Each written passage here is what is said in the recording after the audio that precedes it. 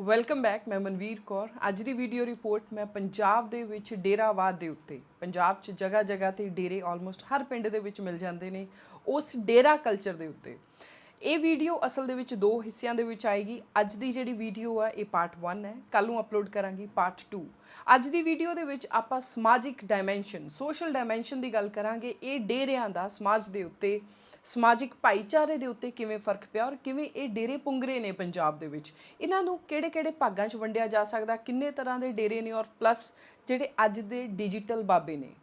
ਕੱਲ ਦੀ video part 2 ਦੇ ਵਿੱਚ ਗੱਲ ਕਰਾਂਗੇ ਇਹਨਾਂ ਡੇਰਿਆਂ ਨੂੰ ਮਿਲਦੀ ਹੋਈ ਸਿਆਸੀ ਸਰਪ੍ਰਸਤੀ ਜਾਂ ਸਿਆਸੀ ਲੀਡਰਾਂ ਨੂੰ ਮਿਲਦਾ ਹੋਇਆ ਡੇਰਿਆਂ ਦਾ ਆਸ਼ੀਰਵਾਦ, ਮੀਨਸ ਕਿ ਪੋਲੀਟੀਕਲ ਡਾਇਮੈਂਸ਼ਨ ਆਫ ਡੇਰਿਆਂ ਤੇ। ਡੇਰਿਆਂ ਨੂੰ ਵੰਡਣ ਦਾ ਇੱਕ ਸਿਸਟਮ ਆ। ਹੁਣ ਆਪਾਂ ਉਸ ਕਲਾਸੀਫਿਕੇਸ਼ਨ ਤੇ ਗੱਲ ਕਰਦੇ ਹਾਂ ਤਾਂ ਕਿ ਆਪਾਂ ਸਮਝ ਸਕੀਏ ਕਿੱਦਾਂ ਦੇ ਡੇਰੇ ਨੇ, ਕੀ ਉਹਨਾਂ ਦੇ ਕੰਮ ਨੇ, ਔਰ ਕਿਵੇਂ ਇਹਨਾਂ ਦੇ ਵਿੱਚ ਵਿਵਾਦ ਤੇ ਵਿਵਾਦ ਛਿੜਿਆ ਰਹਿੰਦਾ ਔਰ ਪੰਜਾਬ ਦੇ ਭਾਈਚਾਰੇ ਨੂੰ, ਪੰਜਾਬ ਦੀ ਜਿਹੜਾ ਸੋਸ਼ਲ ਫੈਬਰਿਕ ਆ, ਹਾਰਮਨੀ ਦਾ, ਪੀਸ ਦਾ, ਉਹਨੂੰ ਖਰਾਬ ਕਰਨ ਦੇ ਲਈ ਲਗਾਤਾਰ ਹੀ ਚਿਣਗਾਂ ਜੀਆਂ ਉੱਠਦੀਆਂ ਰਹਿੰਦੀਆਂ ਨੇ ਇਹਨਾਂ ਡੇਰਿਆਂ ਦੇ ਵਿੱਚੋਂ। ਮੈਂ ਇੱਥੇ ਗੱਲ ਨੂੰ ਮੇਰਾ ਡਿਸਕਲੇਮਰ ਹੀ ਸਮਝ ਲਿਆ ਜਾਵੇ।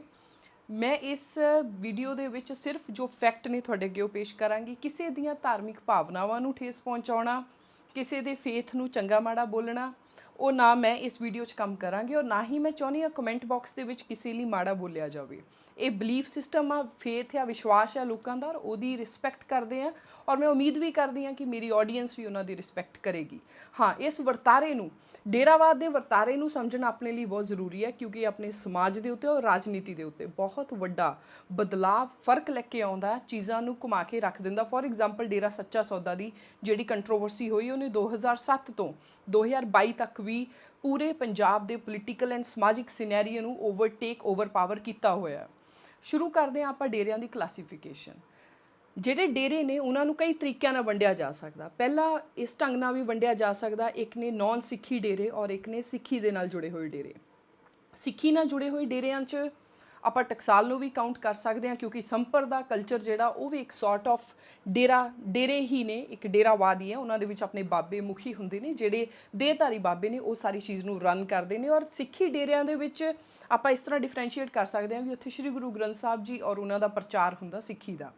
ਟਕਸਾਲ ਹੋ ਗਈ, ਡੇਰਾ ਨਾਨਕਸਰ ਹੋ ਗਏ, ਇੱਦਾਂ ਦੇ ਹੋਰ ਬਹੁਤ ਡੇਰੇ ਨੇ ਜਿਹੜੇ ਸਿੱਖੀ ਦੇ ਨਾਲ, ਸਿੱਖੀ ਦੇ ਪ੍ਰਚਾਰ ਨਾਲ ਜੁੜੇ ਹੋਏ ਨੇ। ਇਸ ਤੋਂ ਇਲਾਵਾ ਨੌਨ ਸਿੱਖ ਡੇਰਾਸ ਨੇ, ਜਿਹਦੇ ਵਿੱਚ ਹਿੰਦੂ ਡੇਰਾਸ ਵੀ ਆਉਂਦੇ ਨੇ, ਜਿਹੜੇ ਹਿੰਦੂਤਵੀ ਆਰਗੇਨਾਈਜੇਸ਼ਨਸ ਦੇ ਅਧੀਨ ਚੱਲਦੇ ਨੇ। ਕ੍ਰਿਸਚੀਅਨ ਡੇਰਾਸ ਵੀ ਨੇ, ਅੱਜ ਕੱਲ੍ਹ ਪਾਸਟਰਸ ਦੇ ਵੀ ਡੇਰਾ ਖੁੱਲ੍ਹੇ ਹੋਏ ਨੇ ਪਿੰਡਾਂ ਦੇ ਵਿੱਚ, ਉਹਦੀ ਇੱਕ ਅਲੱਗ ਵੀਡੀਓ ਮੌਜੂਦ ਹੈ। ਔਰ ਇਸ ਤੋਂ ਇਲਾਵਾ ਆਪਣੇ ਸਪਲਿੰਟਰ ਡੇਰੇ ਵੀ ਆਉਂਦੇ ਨੇ, ਜਿਹੜੇ ਕਿ ਜਿੱਦਾਂ ਰਵਿਦਾਸੀਆ ਹੋ ਗਏ, ਜਿਹੜੇ ਕਿ ਆਪਣੇ ਡੇਰੇ ਜਿਹੜੇ ਸੀਗੇ ਉਹ ਇੱਕ ਮੇਨ ਰਿਲੀਜੀਅਨ ਦੇ ਵਿੱਚੋਂ ਟੁੱਟ ਕੇ ਜਾਂ ਇੱਕ ਨਵੀਂ ਸੰਪਰਦਾ ਬਣਾ ਕੇ ਅਲੱਗ ਸਪਲਿੰਟ ਹੋਏ। ਉਹਨਾਂ ਨੇ ਆਪਣੇ ਕਸਟਮ ਰਿਚੁਅਲ ਜਿਹੜੇ ਆਪਣੇ ਸ਼ੁਰੂ ਕੀਤੇ, ਜਿਵੇਂ ਰਵਿਦਾਸੀਆ ਡੇਰਾ। ਇਤਿਹਾਸ ਦੇ ਸਮੇਂ ਕਾਲ ਦੇ ਵਿੱਚ ਵੀ ਡੇਰਿਆਂ ਨੂੰ ਵੰਡਿਆ ਜਾ ਸਕਦਾ। ਕਈ ਇੱਦਾਂ ਦੇ ਡੇਰੇ ਨੇ ਜੋ ਕਲੇਮ ਕਰਦੇ ਨੇ, ਔਰ ਆਪਾਂ ਮੰਨ ਵੀ ਸਕਦੇ ਹਾਂ ਇਸ ਚੀਜ਼ ਨੂੰ ਇਤਿਹਾਸ ਦੇ ਨਜ਼ਰੀਏ ਤੋਂ ਦੇਖ ਕੇ, ਕਿ ਜਿਹੜੇ ਜਦੋਂ ਤੋਂ ਸਿੱਖ ਧਰਮ ਸਟਾਰਟ ਹੋਇਆ ਆਲਮੋਸਟ ਉਦੋਂ ਤੋਂ ਹੀ ਪੈਰਲਰ ਜਿਹੜੀਆਂ ਉਹ ਸੰਸਥਾਵਾਂ, ਉਹ ਡੇਰੇ ਆਰਗੇਨਾਈਜੇਸ਼ਨਸ ਚੱਲੀਆਂ ਆ ਰਹੀਆਂ ਨੇ। ਜਿਵੇਂ ਕਿ ਅਰਲੀ ਸਿੱਖ ਟਾਈਮਸ ਦੇ ਵਿੱਚ ਦੇਖ ਲਈਏ ਤਾਂ ਉਦਾਸੀਆਜ਼, ਮਿਨਹਾਜ਼, ਇੱਦਾਂ ਦੇ ਜਿਹੜੇ ਨਾਨਕ ਰਸੀਏ, ਇੱਦਾਂ ਦੇ ਨਾਮ ਤੋਂ ਬਹੁਤ ਡੇਰੇ ਨੇ, ਜਿਹੜੇ ਸੰਪਰਦਾਵਾਂ ਨੇ ਜਿਹੜੀਆਂ ਚੱਲੀਆਂ ਆ ਰਹੀਆਂ ਨੇ। ਜਿਹੜੀ ਟਕਸਾਲ ਵੀ ਆ ਉਹ ਵੀ ਆਪਣੀ ਹਿਸਟਰੀ 'ਚ ਇਹੀ ਕਹਿੰਦੇ ਨੇ ਕਿ ਉਹ ਗੁਰੂ ਗੋਬਿੰਦ ਸਿੰਘ ਐਂਡ ਉਸ ਤੋਂ ਬਾਅਦ ਸ਼ਹੀਦ ਬਾਬਾ ਦੀਪ ਸਿੰਘ ਉਦੋਂ ਤੋਂ ਚੱਲੇ ਆ ਰਹੇ ਨੇ। ਇਸ ਤੋਂ ਇਲਾਵਾ ਜਦੋਂ ਲੇਟ ਸਿੱਖ ਟਾਈਮਸ ਆਉਂਦਾ ਹੈ, ਜੋ ਡਿਵੈਲਪਮੈਂਟਸ ਹੁੰਦੀਆਂ, ਉਹਦੇ ਵਿੱਚੋਂ ਡੇਰਾਸ ਇਮਰਜ ਹੁੰਦੇ ਆ, ਨਾਮਧਾਰੀ, ਨਿਰੰਕਾਰੀ, ਨਿਰਮਲਿਆਜ਼। ਇਸ ਤੋਂ ਅੱਗੇ ਅਗਰ ਆਪਾਂ ਮਹਾਰਾਜਾ ਰਣਜੀਤ ਸਿੰਘ ਦਾ ਟਾਈਮ ਦੇਖ ਲਈਏ ਤਾਂ ਉਸ ਸਮੇਂ ਦੇ ਵਿੱਚ ਵੀ ਜਿਹੜੇ ਗੁਲਾਬ ਦਾਸੀਆ ਡੇਰਾ ਸੀ, ਇੱਕ ਬਹੁਤ ਲਿਬਰਲ ਥਾਟ ਦੇ ਨਾਲ ਚੱਲਦਾ ਸੀ, ਉਹ ਵੀ ਉਸ ਸਮੇਂ ਦੇ ਵਿੱਚ ਚੱਲਦਾ ਹੁੰਦਾ ਸੀ। ਔਰ ਮਹਾਰਾਜਾ ਰਣਜੀਤ ਸਿੰਘ ਦਾ ਸਮਾਂ ਉਹ ਸੀ ਜਦੋਂ ਹਿੰਦੂਜ਼ ਦੇ ਕੋਲ ਇੱਕ ਤਰ੍ਹਾਂ ਦੇ ਨਾਲ ਇੱਕ ਟੈਂਪਲ ਸੀ ਜਿੱਥੇ ਉਹ ਜਾਂਦੇ ਸੀ, ਮੁਸਲਿਮਸ ਦੇ ਕੋਲ ਮੌਸਕ ਸੀ, ਮਸਜਿਦਾਂ ਸੀ। ਪਰ ਜਦੋਂ ਉਹ ਟਾਈਮ ਇੱਦਾਂ ਦਾ ਸੀ ਜਦੋਂ ਜਿਹੜੀਆਂ ਸਿੱਖ ਆਰਗੇਨਾਈਜੇਸ਼ਨ ਸੀਗੀਆਂ ਉਹਨਾਂ ਦੇ ਵਿੱਚ ਧਰਮ ਪ੍ਰਚਾਰ ਵਾਲਾ ਕੰਮ ਜਿਹੜਾ ਸੀ ਉਹ ਕਿਸੇ ਕੋਲ ਨਹੀਂ ਸੀ। ਸੋ ਇਟ ਵਾਸ ਡੇਰਾਸ, ਜਿੱਥੇ ਜਿਹੜੀ ਸਿੱਖ ਪੋਪੂਲੇਸ਼ਨ ਆ ਉਹ ਜਾ ਸਕਦੀ ਸੀ। ਮਹਾਰਾਜੇ ਜਿਹੜੇ ਪੰਜਾਬ ਦੇ ਬਾਅਦ ਵਿੱਚ ਹੋਏ ਨੇ, ਜਿਵੇਂ ਪ੍ਰਿੰਸਲੀ ਸਟੇਟ ਸੀਗੀਆਂ, ਉਹਨਾਂ ਨੂੰ ਜਦੋਂ ਪੜ੍ਹਦੇ ਹਾਂ ਤਾਂ ਇੱਕ ਟ੍ਰੈਂਡ ਸਾਹਮਣੇ ਆਉਂਦਾ ਕਿ ਉਹ ਮਹਾਰਾਜਿਆਂ ਨੇ ਜਿਨ੍ਹਾਂ ਦੀਆਂ ਛੋਟੀਆਂ ਛੋਟੀਆਂ ਸਟੇਟ ਸੀ ਪੰਜਾਬ ਦੇ ਵਿੱਚ, ਉਹਨਾਂ ਨੇ ਸਭ ਤੋਂ ਪਹਿਲਾਂ ਇਹ ਟ੍ਰੈਂਡ ਸ਼ੁਰੂ ਕੀਤਾ, ਜਿਹੜੀਆਂ ਉਹਨਾਂ ਨੇ ਡੇਰਿਆਂ ਨੂੰ ਜ਼ਮੀਨਾਂ ਦਾਨ ਕੀਤੀਆਂ, ਡੇਰਿਆਂ ਨੂੰ ਬਾਕਾਇਦਾ ਹੈਲਪ ਪ੍ਰੋਵਾਈਡ ਕਰਵਾਈ ਤਾਂ ਕਿ ਉਹ ਡੇਰਾ ਇਸਟੈਬਲਿਸ਼ ਕਰ ਸਕਣ ਉਹਨਾਂ ਦੀ ਸਟੇਟ ਦੇ ਅੰਦਰ। 20th ਸੈਂਚੁਰੀ ਦੇ ਮਿਡ ਤੋਂ ਬਾਅਦ ਰਵਿਦਾਸੀਆ ਡੇਰਾ ਇੱਕ ਸਪਲਿੰਟਰ ਟ੍ਰੈਡੀਸ਼ਨ ਦੇ ਵਿੱਚੋਂ ਡੇਰੇ ਜਿਹੜੇ ਆ ਉਹ ਜਨਮ ਲੈਣੇ ਪੰਜਾਬ ਦੇ ਵਿੱਚ ਸ਼ੁਰੂ ਕਰ ਦਿੰਦੇ ਨੇ। ਅਗਰ ਆਪਾਂ ਅੱਜ ਦੇ ਸਮੇਂ ਦੇ ਵਿੱਚ 21ਵੀਂ ਸਦੀ ਦੇ ਬਾਬੇ ਦੇਖੀਏ, ਡੇਰੇ ਦੇਖੀਏ, ਤਾਂ ਕਾਫੀ ਕੁਝ ਡਿਜੀਟਲ ਹੋ ਚੁੱਕਾ ਹੈ। ਡਿਜੀਟਲ ਬਾਬੇ ਨੇ, ਰੀਲਸ ਨੇ, ਵਲੌਗਸ ਨੇ, ਵੀਡੀਓਜ਼ ਨੇ, ਇੱਦਾਂ ਦੀਆਂ ਬਹੁਤ ਐਕਟੀਵਿਟੀਜ਼ ਆ। ਸਮੇਂ ਦੇ ਅਕੋਰਡਿੰਗਲੀ ਗਲੋਬਲਾਈਜੇਸ਼ਨ ਐਂਡ ਟੈਕਨੋਲੋਜੀ ਦੇ ਦੌਰ ਦੇ ਵਿੱਚ ਬਾਬੇ ਵੀ ਡਿਜੀਟਲ ਹੋ ਗਏ ਨੇ। ਰਾਧੇ ਮਾਂ is one of the example, and Punjab ਦੇ ਵਿੱਚ ਵੀ ਇੱਦਾਂ ਦੇ ਬਹੁਤ ਬਾਬੇ ਨੇ ਜੋ ਆਪਣੇ ਫੋਲੋਅਰਸ ਨੂੰ ਅਪਰੋਚ ਕਰਨ ਦੇ ਲਈ ਮੋਸਟਲੀ ਉਹਨਾਂ ਦੀ ਜਿਹੜੀ ਆਡੀਅנס ਆ, ਫੋਲੋਅਰਸ ਆ, ਉਹ ਡਿਜੀਟਲ ਨਜ਼ਰ ਆਉਂਦੀ। ਪੰਜਾਬ ਦੇ ਵਿੱਚ ਡੇਰਿਆਂ ਨੂੰ ਵੰਡਣ ਦੇ ਲਈ ਇੱਕ ਤੀਸਰੀ ਕਲਾਸੀਫਿਕੇਸ਼ਨ ਵੀ ਹੈਗੀ ਆ, ਜਿਹੜੀ ਕਿ ਆਪਾਂ ਨੂੰ ਅੰਡਰਸਟੈਂਡ ਕਰਨ ਦੇ ਵਿੱਚ ਬੈਟਰ ਜਿਹੜੀ ਉਹ ਹੈਲਪ ਕਰਦੀ ਹੈ। ਉਹਦੇ ਤੋਂ ਪਤਾ ਲੱਗਦਾ ਡੇਰਾ ਕਿੱਡਾ ਵੱਡਾ ਹੈ। ਡੇਰਾ ਕਿੱਡਾ ਵੱਡਾ ਇਹਨੂੰ ਪਤਾ ਕਰਨ ਦੇ ਲਈ ਉੱਥੇ ਦੇਖਿਆ ਜਾਂਦਾ ਕਿ ਕਿੰਨੀ ਕੁ ਸੰਗਤ, ਕਿੰਨੇ ਕੁ ਲੋਕ, ਕਿੰਨੇ ਕੁ ਫੋਲੋਅਰਸ ਜਿਹੜੇ ਉੱਥੇ ਜਾਂਦੇ ਨੇ। ਪੰਜਾਬ ਦੇ ਵਿੱਚ 13,000 ਪਿੰਡ ਨੇ, ਔਰ 13,000 ਪਿੰਡਾਂ ਦੇ ਵਿੱਚੋਂ ਲਗਭਗ 10,000 ਪਿੰਡਾਂ ਦੇ ਵਿੱਚ ਕਿਸੇ ਨਾ ਕਿਸੇ ਤਰ੍ਹਾਂ ਦਾ ਡੇਰਾ ਜਿਹੜਾ ਉਹ ਜ਼ਰੂਰ ਹੋਏਗਾ ਹੀ ਹੋਏਗਾ। ਉਹ ਚਾਹੇ ਹਿੰਦੂ ਧਰਮ ਨਾਲ ਹੋਵੇ, ਚਾਹੇ ਉਹ ਮਜ਼ਾਰਾਂ ਵਗੈਰਾ ਹੋਣ, ਚਾਹੇ ਉਹ ਦਲਿਤ ਜਾਂ ਸਿੱਖ ਭਾਈਚਾਰੇ ਦੇ ਨਾਲ ਕਿਸੇ ਵੀ ਤਰ੍ਹਾਂ ਦਾ ਡੇਰਾ ਜਿਹੜਾ ਉਹ ਪਿੰਡਾਂ ਦੇ ਵਿੱਚ ਆਮ ਦੇਖਣ ਨੂੰ ਮਿਲਦਾ ਹੈ।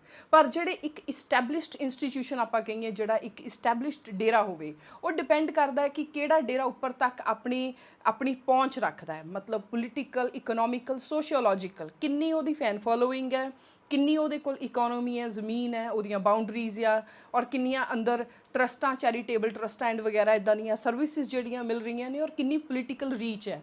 ਪੰਜਾਬ ਦੇ ਵਿੱਚ ਅਗਰ ਆਪਾਂ ਦੇਖੀਏ ਤਾਂ ਟੌਪ 'ਤੇ ਆਪਾਂ ਸਿਰਫ 10 ਕੁ ਡੇਰਿਆਂ ਨੂੰ ਹੀ ਮੰਨ ਸਕਦੇ ਹਾਂ, ਜਿਨ੍ਹਾਂ ਦੇ ਕੋਲ ਇੱਕ ਜਿਹੜੇ ਇਸਟੈਬਲਿਸ਼ਡ ਡੇਰਾ ਨੇ, ਜਿਨ੍ਹਾਂ ਦੀ ਹਰ ਪਾਸੇ ਪਹੁੰਚ ਹੈਗੀ ਹੈ, ਔਰ ਜਿਨ੍ਹਾਂ ਦੇ ਫੋਲੋਅਰਸ ਦੀ ਗਿਣਤੀ ਜਿਹੜੀ ਹੈ ਉਹ ਵੀ ਬਹੁਤ ਵੱਡੀ ਆ। ਸੋ ਇਹ ਇੱਕ ਵੇ ਹੈ ਜਿਹਦੇ ਨਾਲ ਆਪਾਂ ਡੇਰਿਆਂ ਨੂੰ ਸਮਝ ਸਕਦੇ ਹਾਂ। ਪੰਜਾਬ ਦੇ ਵਿੱਚ ਪ੍ਰਮੁੱਖ ਸੰਸਥਾਵਾਂ ਜਾਂ ਡੇਰੇ ਜਿਹੜੇ ਕਿ ਇੱਕ ਸਿਗਨੀਫੀਕੈਂਟ ਰੋਲ ਜਿਹੜਾ ਉਹ ਪਲੇ ਕਰਦੇ ਨੇ, ਜਿਨ੍ਹਾਂ ਦੀ ਜਿਹੜੀ ਇੱਕ ਵਰਥ ਜਿਹੜੀ ਆ ਉਹ ਦਿਖਾਈ ਦਿੰਦੀ ਆ, ਉਹਨਾਂ ਦੀ ਵੈਲਿਊ ਪੈਂਦੀ ਆ। ਆਪਾਂ ਸਮੇਂ ਤੋਂ ਸਮੇਂ ਦੇਖੀ ਆ ਕਈ ਇੱਦਾਂ ਦੀਆਂ ਸੰਸਥਾਵਾਂ ਨੇ ਜਿਹੜੀਆਂ ਸਿੱਖੀ ਦਾ ਪ੍ਰਚਾਰ ਕਰਦੇ ਡੇਰੇ ਨੇ, ਜਿਹੜੇ ਸਿੱਖ ਡੇਰੇ ਨੇ, ਜਿਨ੍ਹਾਂ ਦੇ ਵਿੱਚ ਸ਼੍ਰੀ ਗੁਰੂ ਗ੍ਰੰਥ ਸਾਹਿਬ ਨੇ ਔਰ ਸਿੱਖੀ ਦਾ ਪ੍ਰਚਾਰ ਕੀਤਾ ਜਾਂਦਾ। ਉਹਨਾਂ ਦਾ ਆਪਣਾ ਇੱਕ ਡਿਫਰੈਂਟ ਪ੍ਰੋਗਰਾਮ ਹੁੰਦਾ ਜਿਹਦੇ ਤਹਿਤ ਉਹ ਲੋਕਾਂ ਤੱਕ ਅਪਰੋਚ ਕਰਦੇ ਨੇ। ਇਸ ਤੋਂ ਇਲਾਵਾ ਕੁਝ ਜਥੇਬੰਦੀਆਂ, ਕੁਛ ਇੱਦਾਂ ਦੇ ਡੇਰੇ ਨੇ, ਕੁਛ ਇੱਦਾਂ ਦੇ ਇੰਸਟੀਟਿਊਸ਼ਨ ਨੇ ਜਿਹੜੇ ਨਾਨ ਸਿੱਖ ਇੰਸਟੀਟਿਊਸ਼ਨਸ ਨੇ, ਜਾਂ ਉਹ ਇੰਸਟੀਟਿਊਸ਼ਨ ਆ ਜਿਹੜੇ ਕਿ ਕਿਸੇ ਵੀ ਪਰਟੀਕੂਲਰ ਧਰਮ ਦੇ ਵਿੱਚੋਂ, ਬੀ ਇਟ ਸਿੱਖੀ, ਹਿੰਦੂ ਔਰ ਐਨੀ ਇੱਦਾਂ ਦਾ ਰਿਲੀਜੀਅਨ, ਉਹਦੇ ਵਿੱਚੋਂ ਕੁਛ ਕੁ ਇੱਦਾਂ ਦੀਆਂ ਟ੍ਰੈਡੀਸ਼ਨਸ ਨੂੰ ਚੇਂਜ ਕਰ ਦਿੰਦੇ ਨੇ, ਬਦਲ ਕੇ ਆਪਣੀਆਂ ਕੁਛ ਨਵੀਆਂ ਟ੍ਰੈਡੀਸ਼ਨਸ ਪਾ ਕੇ, ਜਾਂ ਟੋਟਲੀ ਇੱਕ ਆਪਣੇ ਨਵੇਂ ਆਈਡੀਆ ਔਰ ਫੇਥ ਸਿਸਟਮ ਨੂੰ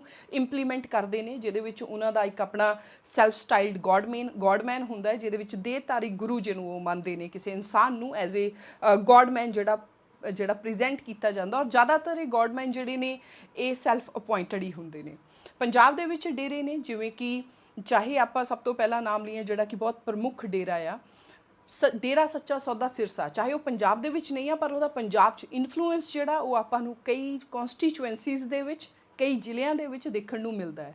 ਡੇਰਾ ਰਾਧਾ ਸੁਆਮੀ ਬਿਆਸ ਜੋ ਕਿ ਬਹੁਤ ਪੁਰਾਣਾ ਡੇਰਾ ਹੈ। ਡੇਰਾ ਨੂਰ ਮਹਿਲ, ਡੇਰਾ ਜਿਹਦਾ ਨਾਮ ਹੈ ਦਿਵਿਆ ਜੋਤੀ ਜਾਗਰਣ ਟਾਈਪ, ਜਿਹਦੇ ਬਾਬਾ ਅੱਜ ਵੀ ਜਿਹਦੀ ਡੈਥ ਕਲੀਨਿਕਲੀ ਡੈਡ ਹੋ ਗਿਆ ਸੀ, ਪਰ ਉਹਦੀ ਬੋਡੀ ਨੂੰ ਇਸ ਕਰਕੇ ਸਾਂਭ ਕੇ ਰੱਖਿਆ ਕਿ ਉਹ ਸਮਾਧੀ 'ਚ ਉੱਠ ਕੇ ਆਉਣਗੇ। ਇਸ ਤੋਂ ਇਲਾਵਾ ਨਾਮਧਾਰੀਆਂ ਸੈਕਟ ਜਿਹੜਾ ਆ ਉਹਦੇ ਵਿੱਚੋਂ ਵੀ ਫਰਦਰ ਹੁਣ ਦੋ ਤਰ੍ਹਾਂ ਦੇ ਮੇਰੇ ਹਿਸਾਬ ਦੇ ਨਾਲ ਸਪਲਿੰਟਰ ਗਰੁੱਪ ਜਿਹੜੇ ਆ ਉਹ ਨਿਕਲ ਚੁੱਕੇ ਆ, ਦੋ ਧੜੇ ਬਣ ਚੁੱਕੇ ਨੇ, ਦੋ ਅਲੱਗ-ਅਲੱਗ ਸੰਪਰਦਾਵਾਂ, ਸੰਸਥਾਵਾਂ ਉਹਦੇ ਵਿੱਚੋਂ ਨਿਕਲ ਚੁੱਕੀਆਂ ਨੇ। ਇਸ ਤੋਂ ਇਲਾਵਾ ਡੇਰਾ ਸੱਚਖੰਡ ਬੱਲਾ, ਡੇਰਾ ਰਵਿਦਾਸੀਆ, ਇੱਦਾਂ ਦੇ ਕੁਝ ਸੈਕਟ ਨੇ ਜਿਹੜੇ ਆਪਣੇ ਨਾਲ ਕਾਫੀ ਹਿਊਜ ਇੱਕ ਫੈਨ ਫੋਲੋਇੰਗ ਜਾਂ ਜਿਹੜੇ ਫੋਲੋਅਰਸ ਨੇ, ਭਗਤ ਨੇ, ਸੰਗਤਾਂ ਆਪਾਂ ਕਹਿ ਲਈਏ, ਉਹ ਲੋਕਾਂ ਨੂੰ ਨਾਲ ਉਹਨਾਂ ਨੇ ਜੋੜਿਆ ਹੋਇਆ ਆ। ਜੇ ਆਪਾਂ ਸੋਸ਼ਲ ਡਾਇਮੈਂਸ਼ਨ ਕੀ ਆ ਇਹਨਾਂ ਦਾ, ਸਮਾਜ ਦੇ ਉੱਤੇ ਕੀ ਟੈਂਸ਼ਨ, ਕਿੰਨੇ ਕਲੈਸ਼ਿਸ ਹੋਏ ਆ, ਕੀ ਅਸਰ ਪੈਂਦਾ ਆ, ਕਿਉਂ ਵਾਧੇ ਫੁੱਲਦੇ ਨੇ ਡੇਰੇ, ਉਹਦੇ ਤੇ ਗੱਲ ਕਰਦੇ ਆ।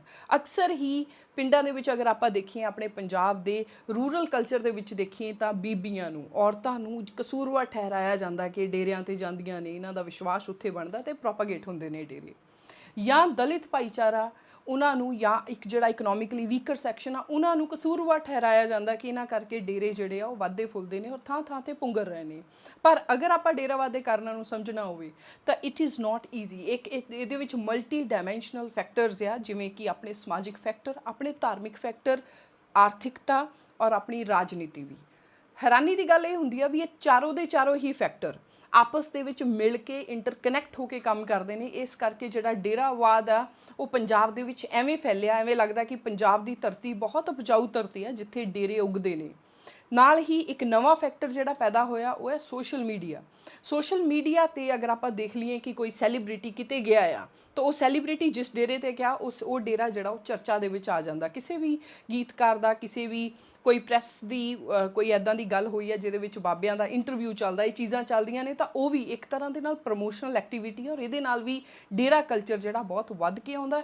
ਕਈ ਬਾਬਿਆਂ ਨੂੰ ਤਾਂ ਪੰਜਾਬ ਦੇ ਲੋਕਾਂ ਨੇ ਇਸ ਕਰਕੇ ਵੀ ਦੇਖਿਆ, ਜਿਹੜੇ ਡਿਜੀਟਲ ਬਾਬੇ ਨੇ ਅੱਜ ਦੇ ਦੌਰ ਦੇ, ਕਿਉਂਕਿ ਉਹ ਫਨੀ ਸੀ। ਡੇਰਾਵਾਦ ਦੇ ਆਰਥਿਕ, ਸਮਾਜਿਕ, ਧਾਰਮਿਕ ਤੇ ਰਾਜਨੀਤਿਕ ਕਾਰਨਾਂ ਨੂੰ ਕਲੱਬ ਕਰਕੇ ਹੀ ਆਪਾਂ ਨੂੰ ਸਮਝਣਾ ਪਏਗਾ। ਅਗਰ ਆਪਾਂ ਪੰਜਾਬ ਦੇ ਇਤਿਹਾਸ ਨੂੰ ਆਫਟਰ 1947 ਦੀ ਇੰਡੀਪੈਂਡੈਂਸ ਤੋਂ ਬਾਅਦ ਦਾ ਦੇਖੀਏ ਤਾਂ ਪੰਜਾਬ ਦੇ ਵਿੱਚ ਸ਼ੁਰੂਆਤ ਵਾਲਾ ਦੌਰ, ਇਨਫੈਕਟ 1920 ਤੋਂ ਲੈ ਕੇ ਹੀ 1960-70 ਤੱਕ ਇੱਕ ਉਹ ਦੌਰ ਸੀ ਜਦੋਂ ਸ਼ਹਿਰੀ ਹਿੰਦੂ ਕਲਾਸ ਜਾਂ ਸ਼ਹਿਰੀ ਸਿੱਖ ਜਿਹੜੇ ਸੀ, ਜਿਨ੍ਹਾਂ ਦੇ ਕੋਲ ਕੈਪੀਟਲ ਸੀ, ਜਿਨ੍ਹਾਂ ਕੋਲ ਪੂੰਜੀ ਸੀ, ਜਿਨ੍ਹਾਂ ਦਾ ਪੈਸੇ ਤੇ ਕੰਟਰੋਲ ਸੀ, ਉਹਨਾਂ ਦਾ ਹੀ ਇੱਕ ਤਰ੍ਹਾਂ ਦੇ ਨਾਲ ਡੰਕਾ ਬੋਲਦਾ ਰਿਹਾ ਪੰਜਾਬ ਦੇ ਹਰ ਇੱਕ ਸੀਨ ਦੇ ਵਿੱਚ, B it religious, B it ਸਮਾਜਿਕ, ਪੋਲੀਟੀਕਲ ਔਰ ਆਰਥਿਕਤਾ ਵੀ। ਸੋ ਉਸ ਤੋਂ ਬਾਅਦ ਇੱਕ ਦੌਰ ਉਹ ਆਉਂਦਾ ਜਦੋਂ ਹਰੀ ਕ੍ਰਾਂਤੀ ਪੰਜਾਬ 'ਚ ਆਉਂਦੀ ਹੈ, ਗ੍ਰੀਨ ਰੈਵੋਲਿਊਸ਼ਨ ਆਉਣ ਦੇ ਨਾਲ ਬਹੁਤ ਕੁਝ ਬਦਲਦਾ, ਇੱਕ ਸਿਨੈਰੀਓ ਬਦਲਦਾ। ਸਿਨੈਰੀਓ ਐਵੇਂ ਚੇਂਜ ਹੁੰਦਾ ਕਿ ਜਿਹੜੇ ਪਿੰਡਾਂ ਦੇ ਵਿੱਚ ਰੂਰਲ ਐਗਰੀਕਲਚਰ ਕੈਪੀਟਲਿਸਟ ਸੀਗੇ, ਜਿਨ੍ਹਾਂ ਦੇ ਕੋਲ ਪੂੰਜੀ ਆਈ, ਜਿਨ੍ਹਾਂ ਦਾ ਵਿਕਾਸ ਹੋਇਆ ਹਰੀ ਕ੍ਰਾਂਤੀ ਆਉਣ ਦੇ ਨਾਲ, ਉਹ ਵੀ ਇੱਕ ਸੱਤਾ ਦੇ ਵਿੱਚ ਆਪਣੇ ਸਮਾਜਿਕ ਜਿਹੜਾ ਇੱਕ ਉਹਨਾਂ ਦਾ ਔਰਾ ਆ ਉਹ ਵਧਿਆ, ਔਰ ਨਾਲ ਹੀ ਉਹ ਧਾਰਮਿਕ ਖੇਤਰ ਦੇ ਵਿੱਚ ਵੀ ਅੱਗੇ ਆਏ, ਰਾਜਨੀਤੀ 'ਚ ਵੀ ਅੱਗੇ ਆਏ, ਔਰ ਇੱਕ ਚੇਂਜ ਜਿਹੜਾ ਉਹ ਹੈਪਨ ਹੋਇਆ।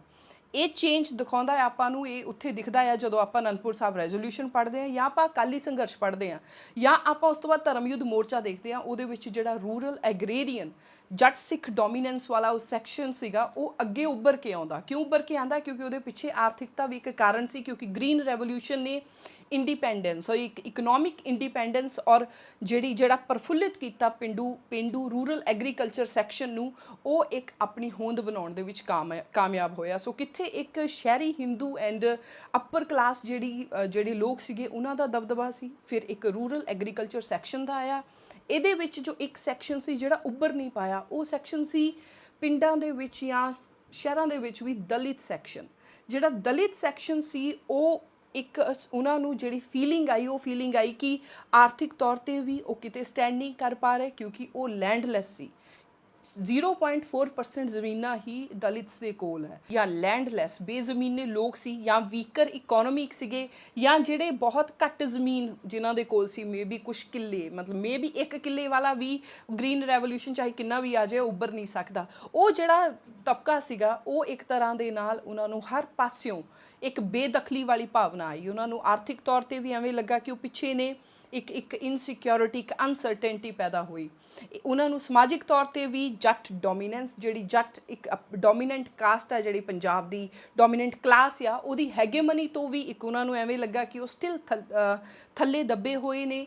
ਇਸ ਤੋਂ ਇਲਾਵਾ ਜਿਹੜੀ ਰਾਜਨੀਤਿਕ ਔਰ ਧਾਰਮਿਕ ਦੋਨਾਂ ਪੱਖਾਂ ਤੋਂ ਉਹਨਾਂ ਨੂੰ ਲੱਗਾ ਕਿ ਜਿਹੜੀ ਸਮਾਜਿਕ ਔਰ ਧਾਰਮਿਕ ਬੇਦਖਲੀ ਦੀ ਭਾਵਨਾ ਜਿਹੜੀ ਉਹਨਾਂ 'ਚ ਇਮਰਜ ਹੁੰਦੀ ਹੈ, ਔਰ ਉਸ ਤੋਂ ਬਾਅਦ ਜਨਮ ਹੁੰਦਾ ਹੈ ਇੱਦਾਂ ਦੇ ਸਪਲਿੰਟਰ ਟ੍ਰੈਡੀਸ਼ਨ ਵਾਲੇ ਡੇਰਾਸ ਦਾ, ਜਿਵੇਂ ਰਵਿਦਾਸੀਆ ਹੋ ਗਏ।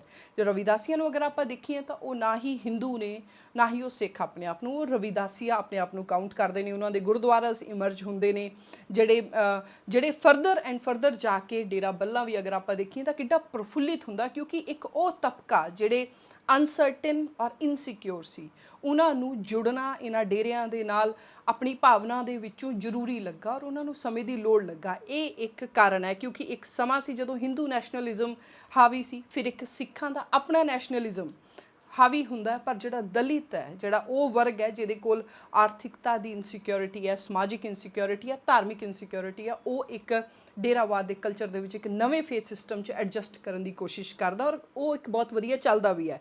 ਕਿਉਂਕਿ ਅਗਰ ਪਿੰਡਾਂ ਦੇ ਵਿੱਚ ਵੀ ਆਪਾਂ ਦੇਖੀਏ ਆਪਣੇ ਨੋਰਮਲ ਸਿਨੈਰੀਓਜ਼, ਤਾਂ ਥਾਣੇ ਦੇ ਵਿੱਚ ਵੀ ਸੁਣਵਾਈ ਕਿਸੇ ਦੀ ਨਹੀਂ ਹੁੰਦੀ। ਖਾਸ ਤੌਰ 'ਤੇ ਉਹ ਪੂਅਰ ਕਲਾਸ ਲੋਕ ਹੋ ਗਏ, ਜਾਂ ਜਿਹੜੇ ਇਕਨੋਮਿਕਲੀ ਵੀਕਰ ਸੈਕਸ਼ਨ ਹੋ ਗਏ, ਜਾਂ ਦਲਿਤ ਸੈਕਸ਼ਨ ਹੋ ਗਿਆ, ਜਿੰਨੀ ਦੇਰ ਤੱਕ ਉਹਨਾਂ ਦੇ ਪਿੱਛੇ ਕੋਈ ਵੱਡੀ ਪਹੁੰਚ ਨਾ ਹੋਵੇ। ਸੋ ਡੇਰੇ ਜਿਹੜੇ ਨੇ ਇੱਕ ਬਫਰ ਦਾ ਕੰਮ ਕਰਦੇ ਨੇ ਬਿਟਵੀਨ ਸਟੇਟ ਐਂਡ ਆਪਣੇ ਫੋਲੋਅਰਸ ਦੇ ਵਿੱਚ, ਔਰ ਜਿਹੜੀਆਂ ਸਟੇਟ ਦੀਆਂ ਆਰਗੇਨਾਈਜੇਸ਼ਨਸ ਨੇ। ਪਿੰਡਾਂ ਦੇ ਵਿੱਚ ਜਿਹੜੇ ਕੜਮ ਚੌਧਰੀ ਵੀ ਹੁੰਦੇ ਨੇ, ਜਾਂ ਪਿੰਡਾਂ ਵਾਲੇ ਲੀਡਰ ਜਿਹੜੇ ਹੁੰਦੇ ਨੇ, ਜਿਹੜੇ ਮੇ ਬੀ ਡੋਮੀਨੈਂਟ ਕਾਸਟ ਔਰ ਕਲਾਸ ਵਾਲਾ, ਉਹ ਹੈਗੇਮਨੀ ਦਾ ਵੀ ਰੋਲ ਇੱਥੇ ਬਹੁਤ ਵੱਡਾ ਆ। ਇਨਸਿਕਿਉਰਿਟੀ, ਅਨਸਰਟਨਟੀ ਦੋ ਵੇ ਨੇ ਜਿਨ੍ਹਾਂ ਨੂੰ ਆਪਾਂ ਇੱਕ ਸਮਾਜਿਕ ਪਰਸਪੈਕਟਿਵ ਤੋਂ ਸਮਝ ਸਕਦੇ ਹਾਂ। ਨਾਲ ਹੀ ਇੱਥੇ ਇੱਕ ਚੀਜ਼ ਮੈਂ ਇੱਥੇ ਇੱਕ ਸ਼ਬਦ ਵਰਤਿਆ ਜਿਹਦੇ ਵਿੱਚ ਮੈਂ ਕਿਹਾ ਕਿ ਧਾਰਮਿਕ ਤੇ ਸਮਾਜਿਕ ਬੇਦਖਲੀ ਦੀ ਭਾਵਨਾ। ਇਸ ਚੀਜ਼ ਨੂੰ ਥੋੜਾ ਜਿਹਾ ਮੈਂ ਸਮਝਾਉਣ ਦੀ ਕੋਸ਼ਿਸ਼ ਕਰਾਂਗੀ। ਦੋ ਐਗਜ਼ਾਮਪਲ ਨੇ। ਪਹਿਲੀ ਐਗਜ਼ਾਮਪਲ ਹੈ ਜਦੋਂ ਡਾਕਟਰ BR ਅੰਬੇਦਕਰ ਦਲਿਤ ਭਾਈਚਾਰੇ ਦੇ ਨਾਲ ਸਿੱਖ ਧਰਮ ਜੁਆਇਨ ਕਰਨਾ ਚਾਹੁੰਦੇ ਸੀ, ਪਰ ਉਹਨਾਂ ਨੇ ਨਹੀਂ ਕੀਤਾ। ਉਹਨਾਂ ਨੇ ਬੁੱਧਿਜ਼ਮ ਜਿਹੜਾ ਸੀ ਉਹਨੂੰ ਅਪਣਾਇਆ। ਇਹ ਜਿਹੜੀ ਇਨਸੀਡੈਂਟ ਆ ਇਹ ਬਹੁਤ ਇੰਪੋਰਟੈਂਟ ਆ। ਇਸ ਇਨਸੀਡੈਂਟ ਨੂੰ ਪੂਰਾ ਡਿਸਕ੍ਰਾਈਬ ਕਰਕੇ ਪਲੱਸ ਜਿਹੜੀ ਅਗਲੀ ਇਨਸੀਡੈਂਟ ਵੀ ਆ ਪੋਲੀਟੀਕਲ, ਇਹਨੂੰ ਆਪਾਂ ਅਗਲੀ ਵੀਡੀਓ ਜੋ ਕੱਲ ਹੋਏਗਾ ਪਾਰਟ 2 ਉਹਦੇ 'ਚ ਡਿਸਕਸ ਕਰਾਂਗੇ। ਪਰ ਇਹ ਜਿਹੜੀ ਦੋਨੋਂ ਇਨਸੀਡੈਂਟ ਸੀ, ਦੂਸਰੀ ਇਨਸੀਡੈਂਟ ਇਹ ਸੀ ਜਦੋਂ ਮਾਸਟਰ ਤਾਰਾ ਸਿੰਘ ਹੁਣਾਂ ਵੇਲੇ 1948 ਐਂਡ ਉਸ ਤੋਂ ਬਾਅਦ 1953 ਦੇ ਵਿੱਚ ਇੱਕ ਸਟਰਗਲ, ਇੱਕ ਸੰਘਰਸ਼ ਛੋਟੇ ਲੈਵਲ ਤੇ ਹੀ ਕੀਤਾ ਜਾਂਦਾ। ਉਹ ਸੰਘਰਸ਼ ਇਹ ਹੁੰਦਾ ਕਿ ਜਿਹੜੇ ਸ਼ਡਿਊਲ ਕਾਸਟ ਸਿੱਖ ਨੇ ਉਹਨਾਂ ਨੂੰ ਵੀ ਭਾਰਤੀ ਸੰਵਿਧਾਨ ਦੇ ਅਨੁਸਾਰ ਰਿਜ਼ਰਵੇਸ਼ਨ ਜਿਹੜੀ ਆ ਉਹ ਰਾਖਵਾਂ ਕੋਟਾ ਜਿਹੜਾ ਉਹ ਮਿਲਣਾ ਚਾਹੀਦਾ। ਇਸ ਸਮੇਂ ਸਰਦਾਰ ਵੱਲਭ ਭਾਈ ਪਟੇਲ ਵੱਲੋਂ ਇਹ ਚੀਜ਼ ਤੋਂ ਮਨਾ ਕੀਤਾ ਗਿਆ ਸੀ, ਸਮਝਾਇਆ ਗਿਆ ਸੀ ਰਾਦਰ ਕਿ ਜਿਹੜੀ ਸਿੱਖੀ ਆ ਉਹ ਕਾਸਟਲੈਸ ਆ, ਉਹਦੇ ਵਿੱਚ ਕੋਈ ਵੀ ਜਾਤ ਪਾਤ ਔਰ ਸ਼ਡਿਊਲ ਕਾਸਟ ਵਾਲਾ ਕੋਈ ਨਹੀਂ ਹੁੰਦਾ, ਸਾਰੇ ਸਿੱਖ ਨੇ। ਪਰ ਬਾਵਜੂਦ ਇਸ ਦੇ ਵੀ ਸਿੱਖ ਲੀਡਰਸ ਨੇ ਰਿਜ਼ਰਵੇਸ਼ਨ ਦਿਵਾਉਣ ਦੇ ਲਈ ਇੱਕ ਸੰਘਰਸ਼ ਕੀਤਾ। ਇੱਕ ਵਾਰ ਨਹੀਂ, ਦੋ ਵਾਰੀ ਕੀਤਾ, 1948 'ਚ ਔਰ ਉਸ ਤੋਂ ਅੱਗੇ ਵੀ। ਔਰ ਫਿਰ ਸਿੱਖਾਂ ਦੇ ਵਿੱਚ ਜਾਂ ਸਿੱਖ ਰਿਲੀਜੀਅਨ, ਜੋ ਸਿੱਖ ਰਿਲੀਜੀਅਨ ਕਾਸਟਲੈਸ ਹੈ ਔਰ ਜੋ ਜਿੱਥੇ ਮੈਜੋਰਿਟੀ ਸਿੱਖ ਨੇ ਉੱਥੇ ਤਾਂ ਜਿਹੜਾ ਪੰਜਾਬ ਆ ਵੈਸੇ ਹੀ ਕਾਸਟਲੈਸ ਹੋਣਾ ਚਾਹੀਦਾ ਸੀ, ਉਹ ਹੋ ਨਹੀਂ ਪਾਇਆ ਕਿਉਂਕਿ ਪੋਲੀਟੀਕਲ ਘਟਨਾਵਾਂ ਔਰ ਸਿੱਖ ਲੀਡਰਸ਼ਿਪ ਦੀ ਹੀ ਜਿਹੜੀ ਨੀਅਤ ਸੀ ਉਹ ਇਹੀ ਸੀ ਕਿ ਉਹ ਪਾਵਰ ਸ਼ੇਅਰਿੰਗ ਇੱਕ ਛੋਟੇ ਤਬਕੇ ਦੇ ਨਾਲ ਨਹੀਂ ਕਰਨਗੇ ਜਾਂ ਇੱਦਾਂ ਦੀਆਂ ਕੋਈ ਵੀ ਐਫਰਟਸ ਨਹੀਂ ਪਾਉਣਗੇ ਜਿਹਦੇ ਨਾਲ ਉਹ ਜਿਹੜਾ ਤਬਕਾ ਆਪਣੇ ਆਪ ਨੂੰ ਸ਼ਡਿਊਲ ਕਾਸਟ ਮਹਿਸੂਸ ਕਰਦਾ ਹੈ ਉਹ ਮੇਨ ਸਟਰੀਮ ਦੇ ਵਿੱਚ ਉਹ ਬਾਕੀ ਸਭ ਵਰਗਾ ਬਣ ਸਕੇ। ਇੱਕ ਬਰਾਬਰਤਾ ਦਾ ਉਹ ਜਿਹੜਾ ਆਈਡੀਆ ਸਿੱਖ ਫਲਸਫੇ ਵਾਲਾ ਉਹਨੂੰ ਇੰਪਲੀਮੈਂਟ ਨਹੀਂ ਕੀਤਾ। SGPC ਦਾ ਵੀ ਇੱਥੇ ਪ੍ਰੋਬਲਮੈਟਿਕ ਇਹ ਰਿਹਾ ਕਿ ਉਹ ਆਪਣੇ ਆਪ ਨੂੰ ਸਿਰਫ ਗੁਰਦੁਆਰਿਆਂ ਦੀ ਐਡਮਿਨਿਸਟ੍ਰੇਸ਼ਨ ਤੱਕ ਹੀ ਸੀਮਿਤ ਰੱਖਿਆ। ਕਿਸੇ ਵੀ ਧਰਮ ਦੇ ਵਿੱਚ ਜਿਹੜੀ ਆਰਥੋਡਾਕਸੀ ਹੁੰਦੀ ਆ, ਇੱਕ ਪੁਰਾਣੀਆਂ ਪੁਰਾਤਨ ਟ੍ਰੈਡੀਸ਼ਨਸ ਨੂੰ ਜਿਵੇਂ ਲੋਕਾਂ ਤੇ ਥੋਪਿਆ ਜਾਂਦਾ, ਤਾਂ ਸਮਾਜ ਦਾ ਇੱਕ ਹਿੱਸਾ ਉਹ ਵੀ ਹੈ, ਇੱਕ ਸੈਕਸ਼ਨ ਉਹ ਵੀ ਹੈ ਜਿਹੜਾ ਉਹਨਾਂ ਟ੍ਰੈਡੀਸ਼ਨਸ ਤੋਂ ਭੱਜਣ ਲਈ ਇੱਕ ਐਸਕੇਪ ਰੂਟ ਲੱਭਦਾ ਹੈ ਔਰ ਇੱਕ ਡੇਰੇ ਨੂੰ ਫੋਲੋ ਕਰਨ ਲੱਗ ਜਾਂਦਾ। ਉਹ ਡੇਰੇ ਦੇ ਵਿੱਚ ਉਹੀ ਚੀਜ਼ ਨੂੰ, ਉਹੀ ਆਰਥੋਡਾਕਸੀ ਨੂੰ ਖਤਮ ਕਰਕੇ ਇੱਕ ਨਵੀਂ ਪਰੰਪਰਾ ਚਲਾਈ ਹੁੰਦੀ ਹੈ ਔਰ ਉਹ ਵੀ ਸੈਕਸ਼ਨ ਸਮਾਜ ਦਾ ਹੈਗਾ ਜਿਹੜਾ ਉਹ ਨਿਊ ਬਲੀਫ ਦੇ ਵਿੱਚ, ਨਿਊ ਫੇਥ ਦੇ ਵਿੱਚ ਜਾ ਕੇ ਖੁਸ਼ੀ ਮਹਿਸੂਸ ਕਰਦਾ। ਸੋ ਇਹ ਕਾਰਨ ਨੇ ਜਿਹਦੇ ਵਿੱਚ ਆਪਾਂ ਦੇਖ ਸਕਦੇ ਹਾਂ ਕਿ ਡੇਰਾਵਾਦ ਪੰਜਾਬ ਦੇ ਵਿੱਚ ਬਹੁਤ ਵਧਿਆ। ਇਕੱਲੇ ਪੰਜਾਬ 'ਚ ਹੀ ਨਹੀਂ, ਡੇਰਾਵਾਦ ਨੂੰ ਅਗਰ ਆਪਾਂ ਦੇਖੀਏ ਤਾਂ ਇੱਦਾਂ ਦੇ ਦੇਸ਼ ਦੇ ਵਿੱਚ, ਇੰਡੀਆ ਦੇ ਵਿੱਚ ਹੋਰ ਬਹੁਤ ਸਟੇਟਸ ਨੇ ਜਿੱਥੇ ਡੇਰਾਵਾਦ ਲਗਾਤਾਰ ਵੱਧ ਰਿਹਾ ਹੈ। ਹਿੰਦੂਤਵੀ ਫੋਰਸਿਸ ਦਾ ਜਿਹੜਾ ਡੇਰਾਵਾਦ ਆ ਉਹ ਲਗਾਤਾਰ ਵੱਧ ਰਿਹਾ ਹੈ। ਉੜੀਸਾ ਹੋ ਗਿਆ ਜਾਂ ਹੋਰ ਜਿਹੜੀਆਂ ਸਟੇਟਾਂ ਅਗਰ ਆਪਾਂ ਉਹਨਾਂ ਨੂੰ ਦੇਖ ਲਈਏ ਤਾਂ ਉੱਥੇ ਬਹੁਤ ਤਰ੍ਹਾਂ ਦੀਆਂ ਜਿਹੜੀਆਂ ਨਵੀਆਂ ਤੋਂ ਨਵੀਆਂ ਮੱਠਾਂ ਆ, ਜਿਹਨੂੰ ਮੱਠ ਕਹਿੰਦੇ ਨੇ, ਉਹ ਜਨਮ ਲੈ ਰਹੀਆਂ ਨੇ। ਸੋ ਇਹ ਇੱਕ ਨਿਸ਼ਾਨੀ ਹੈ ਕਿਉਂਕਿ ਜਦੋਂ ਵੀ ਪੋਲੀਟੀਕਲ ਪੈਟਰੋਨੇਜ ਜਾਂ ਪੋਲੀਟੀਕਲ ਫੇਵਰ ਜਿਹੜੀ ਉਹ ਮਿਲਦੀ ਹੈ ਤਾਂ ਉਦੋਂ ਹੀ ਨਵੇਂ ਤੋਂ ਨਵੇਂ ਸੈਲਫ ਸਟਾਈਲਡ ਗॉडਮੈਨ ਜਿਹੜੇ ਉਹ ਨਿਕਲ ਕੇ ਉੱਭਰ ਕੇ ਸਾਹਮਣੇ ਆਉਂਦੇ ਨੇ। ਹੁਣ ਇਹ ਵੀਡੀਓ ਜਿਹੜੀ ਡੇਰਾਵਾਦ 'ਤੇ ਮੈਂ ਬਣਾ ਰਹੀ ਹਾਂ, ਦੋ ਪਾਰਟਸ ਦੇ ਵਿੱਚ ਬਣਾਉਣੀ ਕਿਉਂ ਜ਼ਰੂਰੀ ਹੈ? ਕਿਉਂਕਿ ਆਪਣੇ ਸਾਹਮਣੇ ਇੱਕ ਕਿਸਾਨ ਅੰਦੋਲਨ ਹੋਇਆ। ਕਿਸਾਨ ਅੰਦੋਲਨ ਦੇ ਵਿੱਚ ਇੱਕ ਬਹੁਤ ਵੱਡੀ ਭਾਈਚਾਰਕ ਸਾਂਝ ਜਿਹੜੀ ਆ ਉੱਭਰ ਕੇ ਕੁਦਰਤੀ ਤੌਰ 'ਤੇ, ਉਹ ਕਿਸੇ ਨੇ ਕਰਵਾਇਆ ਨਹੀਂ ਸੀ, ਕਿਸੇ ਲੀਡਰ ਕਰਕੇ ਨਹੀਂ ਸੀ, ਉਹ ਕੁਦਰਤੀ ਤੌਰ 'ਤੇ ਉੱਭਰ ਕੇ ਆਪਣੇ ਸਾਹਮਣੇ ਆਈ। ਪਰ ਇੱਕ ਆਪਾਂ ਦੇਖਿਆ ਆ ਵੀ ਜਦੋਂ ਵੀ ਡੇਰਿਆਂ ਨਾਲ ਵਿਵਾਦ ਹੁੰਦੇ ਆ ਤਾਂ ਇੱਕ ਇਸ ਭਾਈਚਾਰਕ ਸਾਂਝ ਨੂੰ ਸੱਟ ਪਹੁੰਚਦੀ ਹੈ, ਇਸ ਭਾਈਚਾਰਕ ਸਾਂਝ ਨੂੰ ਤੋੜਨ ਦੀਆਂ ਕੋਸ਼ਿਸ਼ਾਂ ਹੁੰਦੀਆਂ ਨੇ। ਲੇਟਲੀ ਆਪਾਂ ਦੇਖਿਆ ਕਿ ਡੇਰਿਆਂ ਨਾਲ ਛੋਟੀ ਜਿਹੀ ਗੱਲ ਵੀ ਹੋ ਜਾਏ ਤਾਂ ਇੱਕ ਬਹੁਤ ਵੱਡਾ ਰੂਪ ਲੈ ਜਾਂਦੀ ਹੈ। ਤਲਵਾਰਾਂ ਨਿਕਲ ਆਉਂਦੀਆਂ ਨੇ, ਗੋਲੀਆਂ ਚੱਲ ਪੈਂਦੀਆਂ ਨੇ। ਇਹਦੇ ਨਾਲ ਪੰਜਾਬ ਦੇ ਵਿੱਚ ਜਿਹੜੀ ਭਾਈਚਾਰਕ ਸਾਂਝ ਹੈ ਉਹਨੂੰ ਲਗਾਤਾਰ ਖਤਰਾ ਹੈ। ਜਾਂ ਮੈਂ ਪੰਜਾਬ ਦੇ ਵਿੱਚ ਡੇਰਾਵਾਦ ਨੂੰ ਐਵੇਂ ਵੀ ਕਹਿ ਸਕਦੀ ਹਾਂ ਕਿ ਇਹ ਇੱਕ ਡੋਰਮੈਂਟ ਵੈਲਕੈਨੋ ਹੈ, ਕਿਸੇ ਵੀ ਟਾਈਮ ਫਟਣ ਦੀ ਕੋਸ਼ਿਸ਼ ਕਰਦਾ ਹੈ, ਫਟਦਾ ਵੀ ਇਹਦੇ ਵਿੱਚੋਂ ਛੋਟੀਆਂ ਚਿਣਗਾਂ ਬਾਹਰ ਨਿਕਲਦੀਆਂ ਨੇ ਔਰ ਕੋਸ਼ਿਸ਼ ਕਰਦੀਆਂ ਨੇ ਕਿ ਕਿਸੇ ਨਾ ਕਿਸੇ ਤਰ੍ਹਾਂ ਦੀ ਟੈਂਸ਼ਨ ਜਿਹੜੀ ਆ ਉਹ ਪੰਜਾਬ ਦੇ ਵਿੱਚ ਕ੍ਰੀਏਟ ਕੀਤੀ ਜਾਵੇ। ਹਰ ਧਰਮ ਦੇ ਵਿੱਚ ਕੱਟੜਪੰਥੀ ਤਬਕਾ ਹੁੰਦਾ ਹੈ। ਜੋ ਕੱਟੜਪੰਥੀ ਤਬਕਾ ਆ ਉਹਨਾਂ ਦੇ ਵੀ ਫਰਦਰ ਆਪਣੇ ਡੇਰੇ ਹਰ ਧਰਮ ਦੇ ਵਿੱਚ ਹੁੰਦੇ ਨੇ ਔਰ ਉਹ ਜਿਹੜੇ ਸਪਲਿੰਟਰ ਟ੍ਰੈਡੀਸ਼ਨ ਵਾਲੇ ਜਿਹੜੇ ਡੇਰੇ ਹੁੰਦੇ ਨੇ ਉਹਨਾਂ ਦੇ ਨਾਲ ਲਗਾਤਾਰ ਹੀ ਕਿਸੇ ਨਾ ਕਿਸੇ ਤਰ੍ਹਾਂ ਦਾ ਪੰਗਾ ਲੈਣ ਲਈ ਤਿਆਰ ਬੈਠੇ ਹੁੰਦੇ ਨੇ। ਕਿਉਂਕਿ ਬਹੁਤ ਸਾਰੇ ਇੱਦਾਂ ਦੇ ਆਪਾਂ ਦੇਖੇ ਨੇ ਪੰਜਾਬ ਦੇ ਵਿੱਚ ਵਰਤਾਰੇ ਜਿਹਦੇ ਵਿੱਚ ਕਲੈਸ਼ਿਸ ਹੋਏ ਨੇ। ਉਹ ਕਲੈਸ਼ਿਸ ਵੀ ਇਹਦੇ ਵਿੱਚ ਥੋੜੀ ਜਿਹੀ ਆਪਾਂ ਗੱਲ ਕਰਾਂਗੇ, ਆਪਣੇ ਲਈ ਉਹ ਸਮਝਣੇ ਬਹੁਤ ਜ਼ਰੂਰੀ ਨੇ ਕਿਉਂਕਿ ਪੰਜਾਬ ਦਾ ਜਿਹੜਾ social fabric of piece and harmony ਆ ਉਹਨੂੰ ਖਤਰਾ ਜਿਹੜੇ ਬਣਦੇ ਨੇ। ਲੇਟਲੀ ਆਪਾਂ ਦੇਖਿਆ ਇੱਕ ਕਿ ਰਾਧਾ ਸੁਆਮੀ ਡੇਰਾ ਦੇ ਅਰਾਊਂਡ ਪਲੱਸ ਨਾਲ ਇੱਕ ਗਊਆਂ ਵਾਲੇ ਬਾਬੇ, ਉਹਨਾਂ ਦਾ ਇੱਕ ਕਲੈਸ਼ ਹੋਇਆ। ਉਹ ਕਲੈਸ਼ ਦੇ ਉੱਤੇ ਜਿਹੜੀਆਂ ਖਬਰਾਂ ਜਿੱਦਾਂ ਦੀਆਂ ਸਾਹਮਣੇ ਆ ਰਹੀਆਂ ਸੀ, ਉਹ ਖਬਰਾਂ ਤੋਂ ਇਦਾਂ ਲੱਗਣ ਲੱਗ ਗਿਆ ਸੀ ਕਿ ਇਹ ਫਿਰ ਭਾਈਚਾਰਕ ਸਾਂਝ ਨੂੰ ਤੋੜਨ ਦੀ ਕੋਸ਼ਿਸ਼ ਆ, ਕਿਉਂਕਿ ਡੇਰੇ ਤੇ ਡੇਰੇ ਹੀ ਆਪਸ ਦੇ ਵਿੱਚ ਲੜ ਰਹੇ ਨੇ। ਜਿੱਥੇ ਵੀ ਐਸਜੀਪੀਸੀ ਜੋ ਆਪਣੀ ਇੱਕ ਪ੍ਰਮੁੱਖ ਸੰਸਥਾ ਹੈ ਸਿੱਖ ਧਰਮ ਦੇ ਵਿੱਚ, ਉਹਨਾਂ ਨੂੰ ਮਹਿਸੂਸ ਹੋਇਆ ਕਿ ਜਿਹੜੇ ਕ੍ਰਿਸਚੀਅਨਿਟੀ ਦੇ ਵਿੱਚ ਕਨਵਰਜਨਸ ਜਿਹੜੀਆਂ ਬਹੁਤ ਵੱਧ ਗਈਆਂ ਨੇ, ਉਸੇ ਟਾਈਮ ਹੀ ਉਹਨਾਂ ਨੇ ਇੱਕ ਡਾਇਲੌਗ, ਇੱਕ ਸੰਵਾਦ ਦੇ ਵਿੱਚ ਆ ਕੇ ਆਪਣੀ ਬਿਹਤਰੀਨ ਕੋਸ਼ਿਸ਼ ਕੀਤੀ ਔਰ ਅੱਗੇ ਵੀ ਉਮੀਦ ਕਰਦੇ ਰਹਿਣਗੇ। ਅਗਰ ਉਹਨਾਂ ਨੂੰ ਲੱਗਦਾ ਹੈ ਕਿ ਧੱਕੇ ਨਾਲ ਲੋਕਾਂ ਦਾ ਸੁਪਰਸਟੀਸ਼ੀਅਸ ਪਖੰਡਵਾਦ ਦੇ ਵੇ ਦੇ ਨਾਲ ਧਰਮ ਪਰਿਵਰਤਨ ਹੋ ਰਿਹਾ, ਅਦਰਵਾਈਜ਼ ਹਰ ਇੱਕ ਨੂੰ ਆਜ਼ਾਦੀ ਹੈ, ਕਿਸੇ ਵੀ ਫੇਸ ਸਿਸਟਮ ਦੇ ਵਿੱਚ ਜਾ ਸਕਦੇ ਨੇ। ਪਰ ਜਦੋਂ ਡੇਰੇ ਨਾਲ ਲੜਾਈ ਹੁੰਦੀ ਹੈ ਤਾਂ ਉਸ ਲੜਾਈ ਦੇ ਵਿੱਚ ਇੱਕ ਬਹੁਤ ਜ਼ਿਆਦਾ, ਇੱਕ ਆਪਾਂ ਕਹਿ ਸਕਦੇ ਹਾਂ ਕਿ ਇੰਨੀ ਫੋਰਸ ਦੇ ਨਾਲ ਚੀਜ਼ਾਂ, ਨੈਰੇਟਿਵ ਬਾਹਰ ਨਿਕਲ ਕੇ ਆਉਂਦੇ ਨੇ, ਜਿਨ੍ਹਾਂ ਨੈਰੇਟਿਵਸ ਨੂੰ ਵਰਤਣ ਦੇ ਲਈ ਲੋਕ ਤਿਆਰ ਬੈਠੇ ਹੁੰਦੇ ਨੇ ਔਰ ਵਰਤਦੇ ਵੀ ਨੇ। ਪੰਜਾਬ ਦੇ ਵਿੱਚ ਕਈ ਧਾਰਮਿਕ ਸੈਕਟੇਰੀਅਨ ਕਲੈਸ਼ਸ ਹੋਏ ਆ, ਜਿਵੇਂ ਕਿ 2001 ਦੇ ਵਿੱਚ ਪਿਆਰਾ ਸਿੰਘ ਪਨਿਆਰੇ ਵਾਲੇ ਦਾ ਕੇਸ ਜਦੋਂ ਪੜ੍ਹਦੇ ਆ ਤਾਂ ਉੱਥੇ ਸਮਝ ਆਉਂਦਾ ਹੈ ਕਿ ਕਿਵੇਂ ਉਹਨੇ ਇੱਕ ਆਪਣਾ ਗ੍ਰੰਥ ਐਂਡ ਬੇਅਦਬੀਆਂ ਦਾ ਜਿਹੜਾ ਚੱਕਰ ਚੱਲਦਾ ਔਰ ਬਾਅਦ ਵਿੱਚ ਕਲੈਸ਼ਸ ਵੀ ਹੁੰਦੇ ਨੇ, ਔਰ ਉਹਦੇ ਵਿੱਚ ਵੀ ਅਲਟੀਮੇਟਲੀ ਜਿਹੜਾ ਦਲਿਤ ਭਾਈਚਾਰਾ ਸੀ ਐਂਡ ਅਦਰ ਕਾਸਟ ਸੀਗੇ, ਉਹਨਾਂ ਦੀ ਜਿਹੜੀ ਇੱਕ ਕਨਫਲਿਕਟ ਆਉਂਦਾ, ਉਹ ਆਪਣੀ ਭਾਈਚਾਰਕ ਸਾਂਝ ਨੂੰ ਤੋੜਨ ਦਾ ਔਰ ਉਹਦੇ ਵਿਚਲੀ ਜਿਹੜੀ ਪੋਲੀਟੀਕਲ ਇਨਵੋਲਵਮੈਂਟ ਸੀ ਉਹਨੂੰ ਆਪਾਂ ਨੂੰ ਦਿਖਾਉਂਦਾ ਹੈ। ਉਸ ਤੋਂ ਇਲਾਵਾ ਅਗਰ ਆਪਾਂ ਨੂਰਮਹਿਲ ਡੇਰੇ ਦੀ ਗੱਲ ਕਰ ਲਈਏ ਤਾਂ ਨੂਰਮਹਿਲ ਡੇਰਾ ਜੋ ਦਿਵਿਆ ਜੋਤੀ ਜਾਗਰਣ ਟਾਈਪ ਤੋਂ ਉਹਨਾਂ ਦਾ ਨਾਮ ਪੂਰਾ ਫੁੱਲ ਹੈਗਾ ਆ, ਤਾਂ ਉਹਨਾਂ ਤੇ ਅਗਰ ਆਪਾਂ ਤਸਵੀਰਾਂ ਨੂੰ ਵੀ ਸਾਂਝ ਪਾਈਏ ਤਾਂ ਕਿੰਨੀਆਂ ਤਸਵੀਰਾਂ ਨੇ ਜਿੱਥੇ ਪੋਲੀਟੀਕਲ ਲੋਕ ਉਹਨਾਂ ਦੇ ਡੇਰਿਆਂ ਦੇ ਉੱਤੇ, ਆਲਮੋਸਟ ਸਾਰੇ ਹੀ ਡੇਰਿਆਂ ਤੇ ਪਹੁੰਚੇ ਹੋਏ ਨੇ। ਉਸ ਡੇਰੇ ਦਾ ਜੋ ਬਾਬਾ ਸੀ ਨੂਰਮਹਿਲੀਆ ਡੇਰੇ ਦੇ, ਉਹਦੇ ਕਲੀਨਿਕਲੀ ਡੈਡ ਹੋਣ ਤੋਂ ਬਾਅਦ ਵੀ ਡਾਕਟਰਸ ਨੇ ਅਨਾਉਂਸ ਵੀ ਕਰਤਾ ਕਿ ਹੀ ਇਜ਼ ਡੈਡ। ਉਸ ਤੋਂ ਬਾਅਦ ਵੀ high court the involvement and high court ਦੇ ਹੁਕਮਾਂ ਤੇ ਉਸ ਡੈਡ ਬੋਡੀ ਦੀ ਵੀ ਸਿਕਿਉਰਿਟੀ ਦੇ ਲਈ ਫੋਰਸਿਸ ਜਿਹੜੀਆਂ ਉਹ ਲਾਈਆਂ ਗਈਆਂ ਸੀ, ਜ਼ਿੰਮੇਵਾਰੀਆਂ ਲਾਈਆਂ ਗਈਆਂ ਸੀ। ਤੇ ਸੰਗਤ ਜਿਹੜੀ ਉਸ ਨੂਰਮਹਿਲ ਡੇਰੇ ਨਾਲ ਜੁੜੀ ਹੋਈ ਸੰਗਤ ਸੀ, ਉਹਨਾਂ ਦਾ ਕਹਿਣਾ ਸੀ ਬਾਬਾ ਸਮਾਧੀ 'ਚ ਵਾਪਿਸ ਆਏਗਾ। ਇੱਥੋਂ ਤੱਕ ਇਹ ਸੁਪਰਸਟੀਸ਼ਨ ਪਖੰਡਵਾਦ ਜਿਹੜਾ ਉਹ ਡੇਰਿਆਂ ਦੇ ਵਿੱਚ ਕਈਆਂ 'ਚ ਹੈਗਾ। ਔਰ ਉਸ ਡੇਰੇ ਤੇ ਵੀ ਕਈ ਸਿੱਖ ਇੱਦਾਂ ਦੇ ਡੇਰੇ ਨੇ ਜਿਹੜੇ ਆਪਣੇ ਆਪ ਹੀ ਸਟੈਬਲਿਸ਼ਡ ਸੰਸਥਾਵਾਂ ਨੇ, ਉਹਨਾਂ ਦੇ ਨਾਲ ਕਈ ਤਰ੍ਹਾਂ ਦੇ ਕਲੈਸ਼ਿਸ ਜਿਹੜੇ ਆ ਉਸ ਸਮੇਂ ਵੀ ਦੇਖਣ ਨੂੰ ਮਿਲੇ ਸੀ। ਤੀਸਰੀ ਐਗਜ਼ਾਮਪਲ ਜੋ ਤੱਲਣ ਗੁਰਦੁਆਰਾ ਜਲੰਧਰ ਦੇ ਨੇੜੇ ਪੈਂਦਾ, ਉਸ ਗੁਰਦੁਆਰੇ ਤੇ ਜਿਹੜਾ ਕਬਜ਼ਾ ਕਰਨ ਦੇ ਲਈ ਜਿਹੜੇ ਕਲੈਸ਼ ਹੋਏ ਸੀ, ਉਹ ਵੀ ਅੱਜ ਵੀ ਯਾਦ ਹੋਣਗੇ, ਤੁਹਾਡੀਆਂ ਨਿਗਾਹ ਦੇ ਸਾਹਮਣੇ ਉਹ ਸੀਨ ਘੁੰਮਦੇ ਹੋਣਗੇ ਜਦੋਂ ਉਸ ਏਰੀਆ ਦੇ ਵਿੱਚ ਕਰਫਿਊ ਤੱਕ ਲਗਾ ਦਿੱਤਾ ਗਿਆ ਸੀ। ਤੱਲਣ ਗੁਰਦੁਆਰੇ ਦੇ ਵਿੱਚ ਜੋ ਝਗੜਾ ਵਧਿਆ ਸੀ, ਉਹ ਦਲਿਤ ਭਾਈਚਾਰਾ ਔਰ ਜੋ ਜੱਟ ਸਿੱਖ ਹੈਗੇਮਨੀ ਆ ਉਹਦੇ ਵਿਚਲਾ ਜਿਹੜਾ ਝਗੜਾ ਸੀ ਉਹ ਬਣ ਨਿਬੜਿਆ ਸੀਗਾ। ਉੱਥੇ ਬੇਸਿਕਲੀ ਇੱਕ ਸਮਾਧ ਸੀ ਕਿਸੇ ਬਾਬੇ ਦੇ ਨਾਮ ਤੋਂ, ਨਿਹਾਲ ਸਿੰਘ ਸ਼ਾਇਦ ਉਹਨਾਂ ਇਸ ਨਾਮ ਤੋਂ ਸਮਾਧ ਸੀਗੀ, ਔਰ ਉਸ ਪਿੰਡ ਦੇ ਵਿੱਚ ਜਿਹੜਾ ਭਾਈਚਾਰਾ ਸੀ ਉਹ ਮੈਜੋਰਿਟੀ ਦਲਿਤ ਭਾਈਚਾਰਾ ਸੀ। ਪਰ ਜਿਹੜੀ ਉਸ ਸਮਾਧ ਨੂੰ ਬਣਾਉਣ ਲਈ ਕਮੇਟੀ ਬਣਾਈ ਗਈ ਔਰ ਉਸ ਕਮੇਟੀ ਦੇ ਵਿੱਚ ਕਿਸੇ ਵੀ ਦਲਿਤ ਭਾਈਚਾਰੇ ਦੇ ਲੋਕਾਂ ਨੂੰ ਚੁਣਿਆ ਹੀ ਨਹੀਂ ਗਿਆ। ਜਿੱਥੇ ਮੈਜੋਰਿਟੀ ਦਲਿਤ ਸੀ ਉਹਨਾਂ ਨੂੰ ਚੁਣਿਆ ਨਹੀਂ ਗਿਆ, ਸਿਰਫ ਜਿਹੜੀ ਡੋਮੀਨੈਂਟ ਕਾਸਟ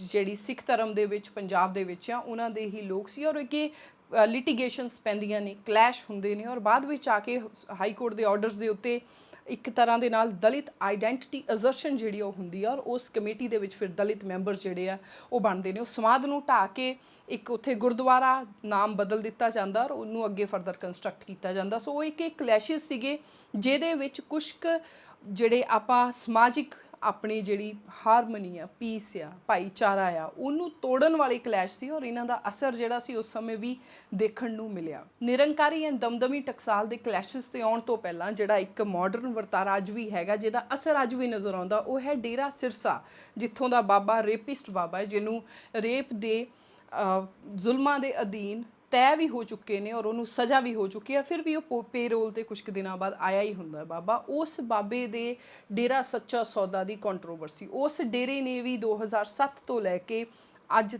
ਅੱਜ ਤੱਕ ਬੇਅਦਬੀ ਦਾ ਇਨਸਾਫ ਮੋਰਚਾ ਚੱਲਦਾ ਪਿਆ। ਇੱਕ ਬਹੁਤ ਵੱਡਾ ਅਸਰ ਉਸ ਡੇਰੇ ਨੇ ਪਾਇਆ। ਬਾਬੇ ਦੀਆਂ ਤਸਵੀਰਾਂ ਜਦੋਂ ਉਹ ਪੋਸ਼ਾਕ ਪਾ ਕੇ ਅੰਮ੍ਰਿਤ ਕੌਰ ਵਾਲੀ ਇੱਕ ਤਰ੍ਹਾਂ ਦੇ ਨਾਲ ਕਾਪੀ ਕਰਨ ਦੀ ਕੋਸ਼ਿਸ਼ ਕਰਦਾ ਹੈ ਔਰ ਉਸ ਤੋਂ ਬਾਅਦ ਬੇਅਦਬੀ ਦੀਆਂ ਘਟਨਾਵਾਂ ਹੁੰਦੀਆਂ ਨੇ, ਬੇਅਦਬੀ ਦੀਆਂ ਘਟਨਾਵਾਂ, ਉਸ ਤੋਂ ਬਾਅਦ ਗੋਲੀ ਕਾਂਡ ਹੁੰਦਾ ਔਰ ਉਸ ਤੋਂ ਬਾਅਦ ਅੱਜ ਤੱਕ ਉਹ ਬੇਅਦਬੀ ਇਨਸਾਫ ਮੋਰਚਾ ਇਜ਼ ਕੰਟੀਨਿਊਸਲੀ ਔਨ ਐਂਡ ਕਈ ਸਰਕਾਰਾਂ ਬਦਲ ਗਈਆਂ ਔਰ ਇਸ ਕੰਟਰੋਵਰਸੀ ਨੇ ਜੋ ਡੇਰਾ ਰਾਮ ਰਹੀਮ ਦੇ ਅਰਾਊਂਡ ਸੀ, ਜੋ ਰੇਪਿਸਟ ਬਾਬੇ ਦੇ ਅਰਾਊਂਡ ਸੀ, ਉਹਨੇ ਪੰਜਾਬ ਦੇ ਸਮਾਜਿਕ ਐਂਡ ਪੋਲੀਟੀਕਲ ਜਿਹੜਾ ਆਪਣਾ ਮਿਲਿਊ ਸੀ ਉਹਦੇ 'ਤੇ ਬਹੁਤ ਵੱਡਾ ਅਸਰ ਪਾਇਆ। ਪੰਜਾਬ ਦੀ ਪੋਲੀਟਿਕਸ ਦੇ ਵਿੱਚੋਂ ਅਕਾਲੀ ਦਲ ਦਾ ਜਾਣਾ ਆਲਮੋਸਟ ਉਸੇ ਹੀ ਸਾਲ ਤੈਅ ਹੋ ਗਿਆ ਸੀ ਕਿ ਅਕਾਲੀ ਦਲ ਹੁਣ will be out of power. ਔਰ ਅਕਾਲੀ ਦਲ ਅੱਜ ਵੀ ਸਟਰਗਲ ਕਰ ਰਿਹਾ ਵੀ ਕਿਸੇ ਤਰ੍ਹਾਂ ਵਾਪਿਸ ਮੇਨ ਸਟ੍ਰੀਮ ਜਿਹੜੀ ਪੋਲਿਟਿਕਸ ਆ ਉਹਦੇ ਵਿੱਚ ਕਿਸੇ ਨਾ ਕਿਸੇ ਤਰ੍ਹਾਂ ਅੱਗੇ ਆਇਆ ਜਾ ਸਕੇ। 1978 ਦਾ ਉਹ ਦੌਰ ਜਦੋਂ ਨਿਰੰਕਾਰੀ ਵਰਸਸ ਦਮਦਮੀ ਟਕਸਾਲ ਐਂਡ ਅਖੰਡ ਕੀਰਤਨੀ ਜੱਥਾ ਦੇ ਕਲੈਸ਼ਸ ਹੁੰਦੇ ਨੇ। ਉਹ ਕਲੈਸ਼ਸ ਔਰ ਉਸ ਤੋਂ ਪਹਿਲਾਂ